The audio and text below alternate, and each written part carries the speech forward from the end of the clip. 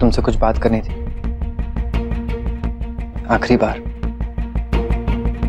सबके सामने नहीं कह सकता था, इसलिए यहाँ इस तरह आया हूँ। मैं तुमसे सिर्फ ये कहना चाहता हूँ कि जो हुआ वो नहीं होना चाहिए था।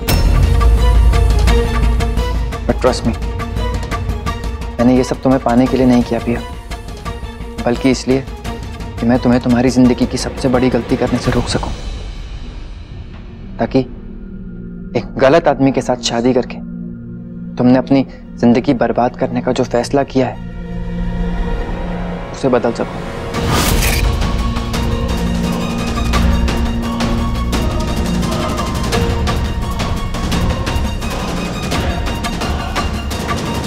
मैं जानता हूं कि हिमेश के साथ तुम्हारा ये रिश्ता तुम्हारे लिए बहुत मायने रखता है, क्योंकि ये रिश्ता तुम्हारे पप्पा ने तय किया था। लेकिन अपने पप्पा के सपने को पूरा करने के लिए तुम अपने साथ कितनी बड़ी नाइंसाफी कर रही हो ये तुम सोच भी नहीं सकते। क्योंकि भले ही तुम मुझसे नाराज हो जाओ, भले ही तुम मुझसे दूर चली जाओ, लेकिन हम दोनों जानते हैं कि प्यार तो तुम मुझसे ही करते हो, और यही सच है। इस सच से मुंह फेर के भले ही अपनी जिंदगी काट लो, लेकिन सच तो सच है ना पिया। और जब तक तुम्हें इस बात का एहसास होगा तक शायद बहुत देर हो चुकी होगी।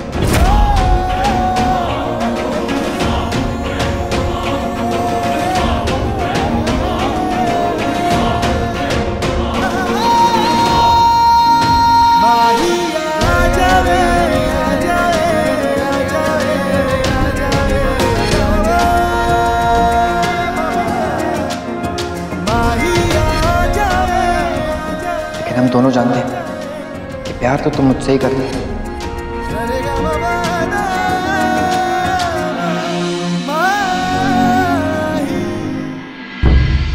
भाभी आप बिल्कुल टेंशन मत करिए, मैं हूं ना।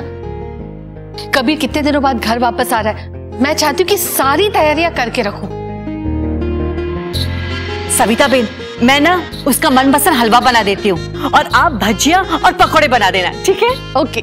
बस बस बस, पहले कबीर को आज तो जाने दो घर पे। ओहो बा, गंगा बेन ने कही ने वहाँ सब निपट चुका है, वो वहाँ से निकल भी चुका है। अरे बा, वो किसी भी वक्त पहुंचता ही होगा। पता नहीं इतने दिनों से मेरे बेटे ने ठीक से खाना खाया भी है या नहीं।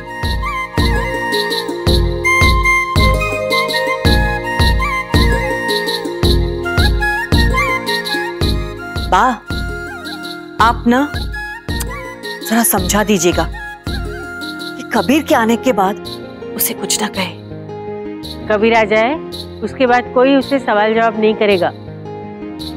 महेश, सुना ना तुमने? आपका लाडला बेटा अगर मुझसे कुछ आड़ी टेढ़ी बात करेगा तो मैं चुप नहीं रहूंगा। महेश भाई, शांति रखो ना। महेश, चिंता मत करो, मैं हूं ना, सब कुछ संभाल लूंगी, पर कोई कुछ नहीं बोलेगा।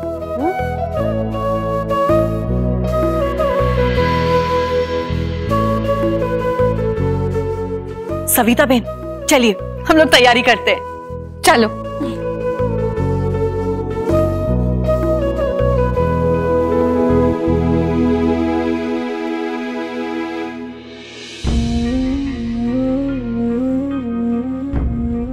अपने पापा के सपने को पूरा करने के लिए तुम अपने साथ कितनी बड़ी नाइंसाफी कर रही हो ये तुम सोच भी नहीं सकते। और जब तक तुम्हें इस बात का एहसास होगा तब शायद बहुत देर हो चुकी होगी। क्या हुआ?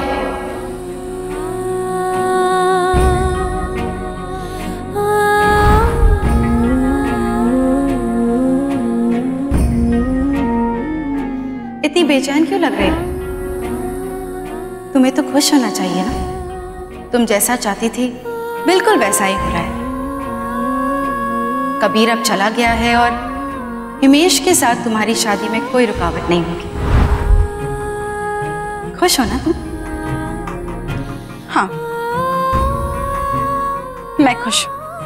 अच्छा, अगर खुश हो तो तुम्हारे चेहरे पर दिख क्यों नहीं रहा? कबीर ने जो आकर तुमसे कहा वो बात सच है, ये तुम भी जानती हो पिया। नहीं, ये सच नहीं है। मैंने कबीर को हमेशा एक दोस्त के नजरिए से देखा है, ये सच नहीं है। अगर दोस्त के रूप में देखती हो तो दिन रात उसके बारे में सोचती क्यों रहती हो तुम? तुम्हारी शादी हिमेश से हो रही है, क्या तुम हिमेश से सच में प्यार करती हो? पिया, अपने दिल के अंदर झांक कर देखो। क्या तुम ये शादी सिर्फ इसलिए नहीं कर रही हो क्योंकि ये तुम्हारी पप्पा की इच्छा थी? पिया, क्या तुम्हारे पप्पा तुम्हारे इस फैसले से खुश होगे? क्या ये बात तुम्हारे पापा को अच्छी लगेगी कि तुम प्यार किसी और से करती हो और शादी किसी और से करने जा रही हो? बोलो पिया। बस करो, ऐसा कुछ नहीं है, ये सब झूठ है। पिया, तुम दुनिया से झूठ बोल सकती हो लेकिन अपने दिल से, अपने मन से और अपनी आत्मा से कभी झूठ नहीं बोल सकती।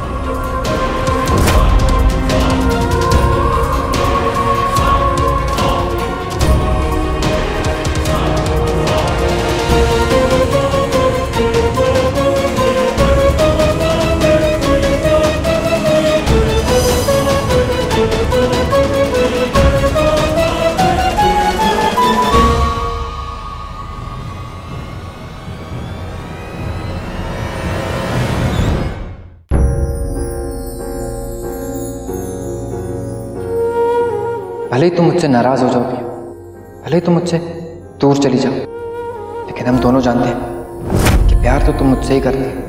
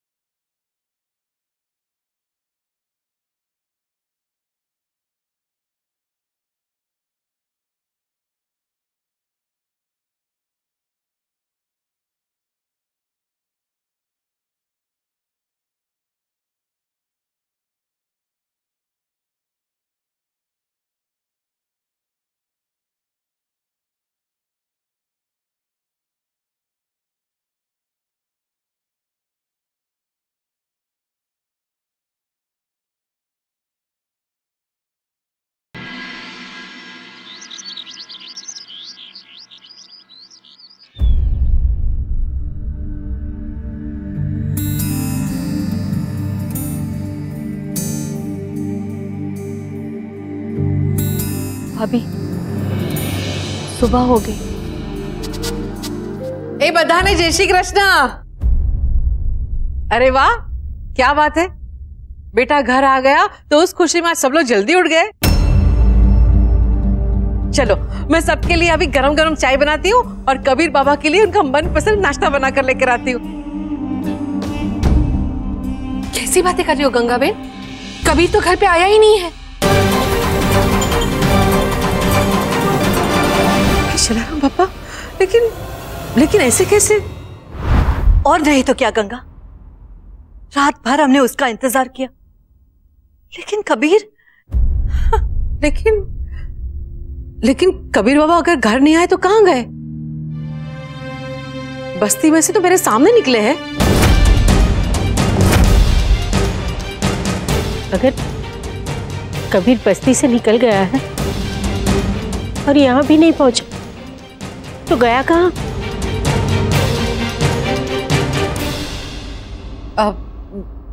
मैं पता करती हूँ।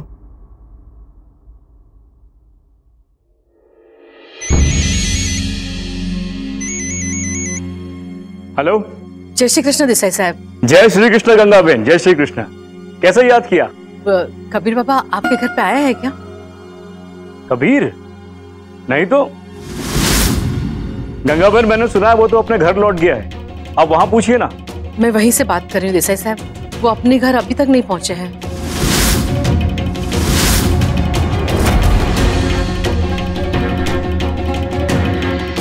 गंगा बेन, आप चिंता मत करो, मैं यहाँ किसी से पूछता हूँ, शायद किसी ने उसको देखा हो या उससे बात की हो। हाँ ठीक है, अगर आपको कोई भी खबर मिले ना तो आप मुझे तुरंत बता दीजिएगा। मैं फौरन आपको खबर दूंगा।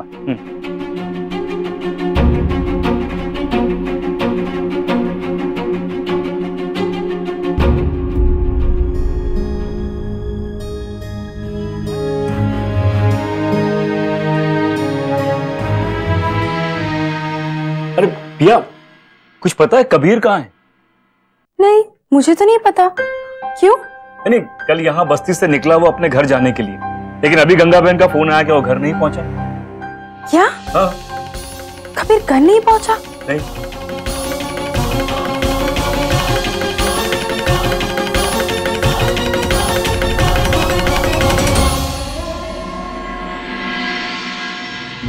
हाँ मेहरा साहब, आपको कुछ भी पता चले तो प्लीज मुझे फोन कीजिएगा।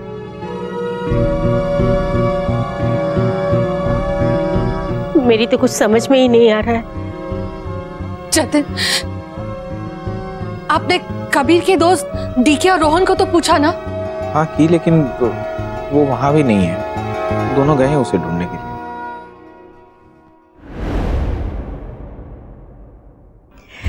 ये सब कुछ इनकी वजह से हो रहा है। अगर इन्होंने डांटने के बजाय उसे समझाया होता तो आज हमें ये दिन नहीं देखना पड़ता। क्या कहना चाहती हो नीता? सारी गलती मेरी ही है, उसकी कोई गलती नहीं। बस अब तुम दोनों झगड़ना बंद करो। मेरा मन कह रहा है मेरा कबीर जहां भी होगा एकदम ठीक होगा।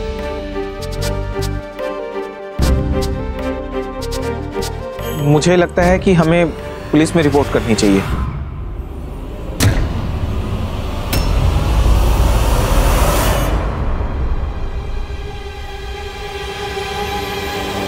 बाप, जतिन भाई सही कर रहे हैं। मुझे भी लगता है कि हमें पुलिस में कंप्लेन कर देनी चाहिए। तुम लोगों को जो करना है वो करो, पर कहीं से भी मेरे पोते को लेकर आओ।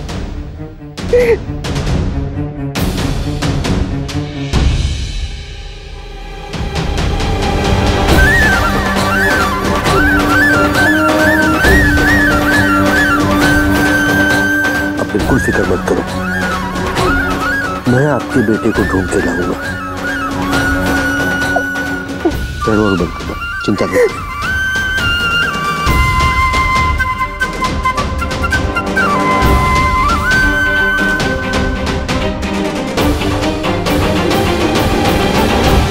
मुझे तो समझ में नहीं आ रहा कबीर बाबा ऐसा क्यों कर रहे हैं। पता नहीं, मुझे तो लगा था घर चले गए होंगे।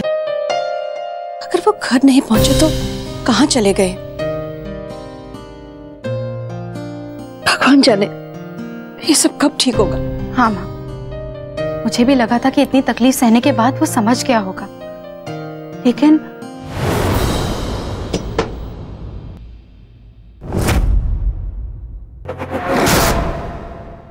पिया पटेल का घर यही है? मैं हूँ पिया। क्या बात है इंस्पेक्टर? हमें कबीर शाह के लापता होने की कंप्लेंट मिली है, इसी बारे में तुमसे पूछताछ करना चाहते हैं।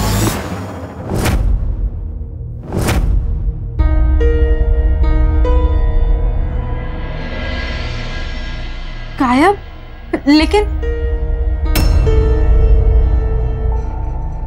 इंस्पेक्टर साहब, कबीर बाबा घर नहीं पहुंचे, इस बात की हमें भी चिंता है, लेकिन इस बारे में पिया कुछ नहीं जानती। क्या ये सच नहीं कि वो इस बस्ती में रहता था और इन दिनों अक्सर यहाँ आता था? हाँ, ये सच है इंस्पेक्टर, लेकिन कल रात ही वो बस्ती छोड़कर चला गया। हाँ, हमें लगा कि कबीर बाबा घर चले गए होंगे। अगर वो घर नहीं पहुंचे तो इसके बारे में हमें कोई जानकारी नहीं है। अगर तुम्हें जानकारी नहीं है तो और किसे होगी गीता?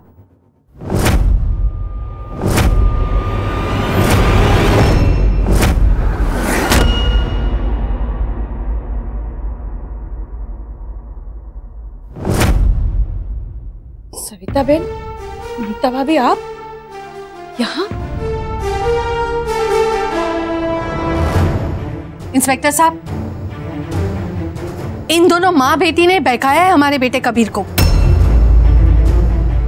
और इस वक्त भी कबीर कहाँ होगा वो इन्हें ही मालूम होगा। सविता बेन, आप ये कैसी बातें कर रही हैं? गीता, हम यहाँ कोई बहस करने नहीं आए। हम बस ये जानना चाहते हैं कि हमारा कबीर कहाँ है, और हमें कुछ नहीं चाहिए।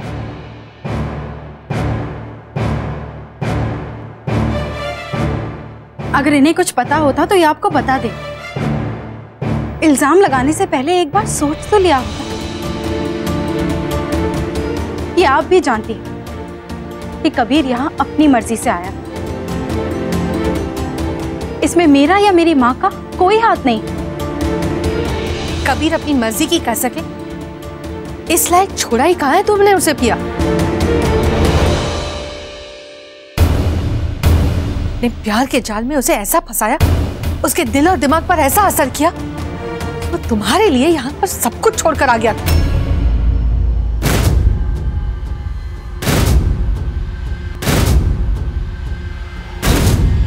हाय राम, इसलिए वो लड़का यहाँ आता था। मुझे तो पहले से ही मालूम था, अगर कुछ बोलती तो ये लोग कहते खामखा में बातें बनाते रहती हैं।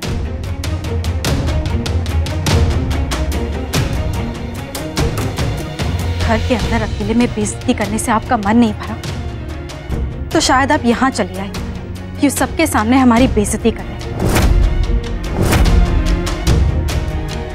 क्या आपका बेटा छोटा सा बच्चा है जिसे टॉफी दिखाकर बहकाया जा सकता है?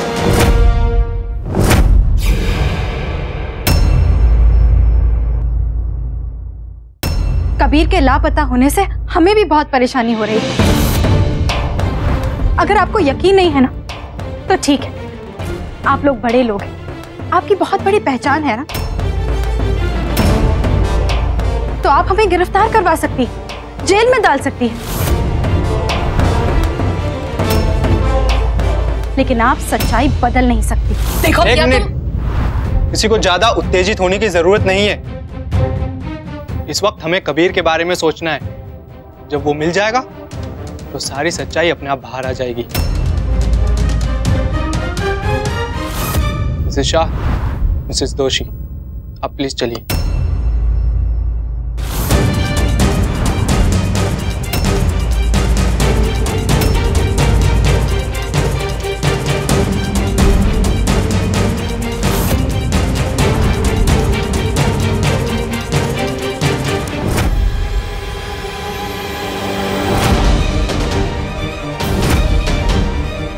सही कहा पिया ने। अरे ये लोग बड़े हैं तो क्या हुआ, कुछ भी करेंगे क्या? अरे इनका बेटा घर छोड़कर इसके चक्कर में यहाँ आ गया, इनका गुस्सा होना तो जायज है ना।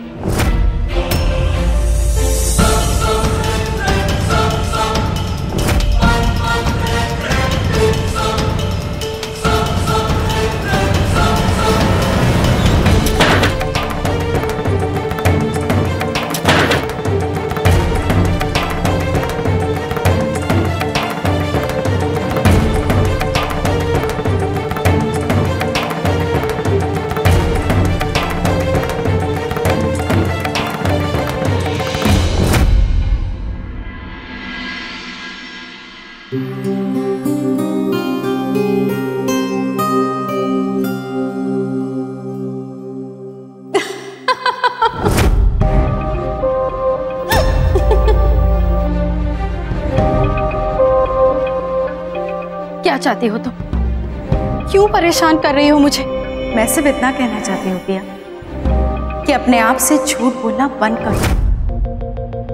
तुम कबीर से प्यार करती हो। कबीर ने जो कहा है वो सच है, चाहे तुम मानो या ना मानो। नहीं, मैं उससे प्यार नहीं करती। कबीर सिर्फ मेरा दोस्त है और मुझे उसकी फिक्र हो रही है, बस।